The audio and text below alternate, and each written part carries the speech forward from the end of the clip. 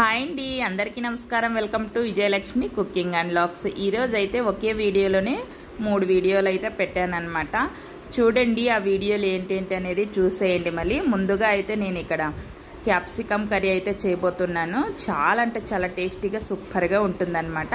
ఒక కడాయి పెట్టేసుకొని ఆయిల్ వేసుకొని ఆవాల జీలకర్ర వేసేసి ఆనియన్స్ కాస్త కలర్ వచ్చిన తర్వాత టమాటా ముక్కలను కూడా వేసేసుకొని అలాగే పసుపు, గరం మసాలా, సాల్ట్ వేసేసుకొని ఒకసారి బాగా కలిపేసుకోండి. ఇక కొన్ని నీళ్లు పోసుకొని ఒకసారి బాగా కలిపేసుకోండి.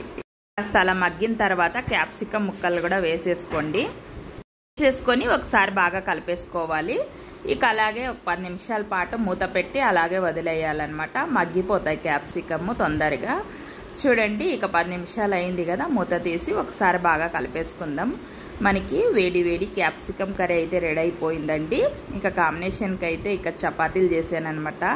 చూడండి సూపర్ అంటే సూపర్ టేస్టీగా చాలా బాగుందన్నమాట క్యాప్సికమ్ కర్రీ చపాతీ. క్యాప్సికమ్ కర్రీలోకి అయితే కారం వేయలేదన్నమాట. మీకు ఇష్టం ఉంటే కారం వేసుకోవచ్చు, లేదంటే స్కిప్ చేసేయచ్చు. ఇక నేనైతే వేయలేదు. ఇంట్లో మా వారైతే వేసింటే బాగుంటుండే అన్నారనమాట. ఇక ఇక్కడైతే మా పిల్లలకి ఎంతో ఇష్టమైన పెసల పాయసం అయితే చేయబోతున్నానండి. ఇవి దుండు పెసలు అనమాట. ఇలా వేయించుకోవాలి. వేగిన తర్వాత ఇలా ఒక బండ మీద వేసేసుకొని ఇలా తిక్కేస్తే పగిలిపోతాయి అన్నమాట పెసలు. ఇలా తిక్కేసుకొని పొట్టంతా ఇలా వచ్చిన తర్వాత చూడండి సెరిగి ఇలా ఒక ప్లేట్లో తీసేసుకోవాలి. అయితే పెసలు ఒక కప్పు తీసుకున్నాను కదా, 5 కప్పులు నీళ్ళు అయితే వేసేసుకొని ఇలా మరిగిన తర్వాత ఇక మనం పెసలు అయితే వేసేసుకోవాలన్నమాట. మనకి రెడీమేడ్ పెసరబేళ్ళు కూడా దొరుకుతాయి కదండి.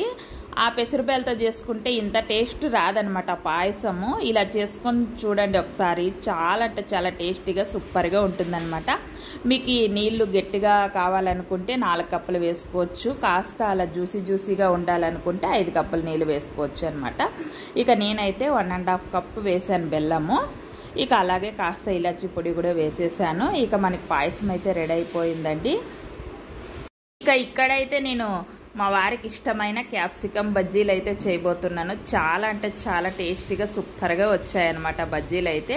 ముందుగా ఇలా కట్ చేసేసుకున్నాను అన్ని క్యాప్సికమ్ ముక్కల్ని. చూడండి ఇలా చిన్నగా, ఇంకా మీకు చిన్నగా కావాలంటే ఇంకా చిన్నగా కూడా కట్ చేసేసుకోవచ్చు.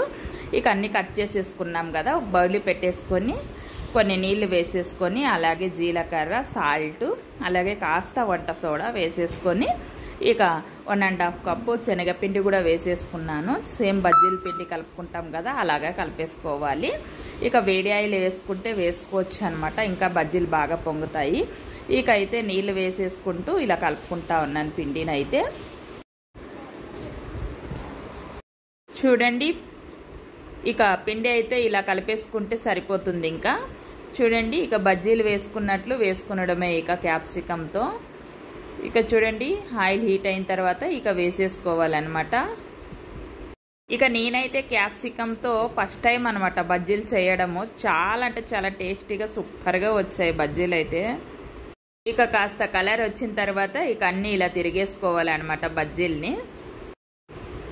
ఇక బజ్జీలన్నీ రెడీ అయిన తర్వాత మనం కావాలంటే కారము, కాస్త సాల్ట్ అలా పైన జల్లేసుకొని కూడా తినొచ్చు అనమాట. టేస్ట్ అయితే సూపర్గా ఉంటాయి. లైక్ చేయండి, షేర్ చేయండి, సబ్స్క్రైబ్ చేసుకోండి. Bye friends.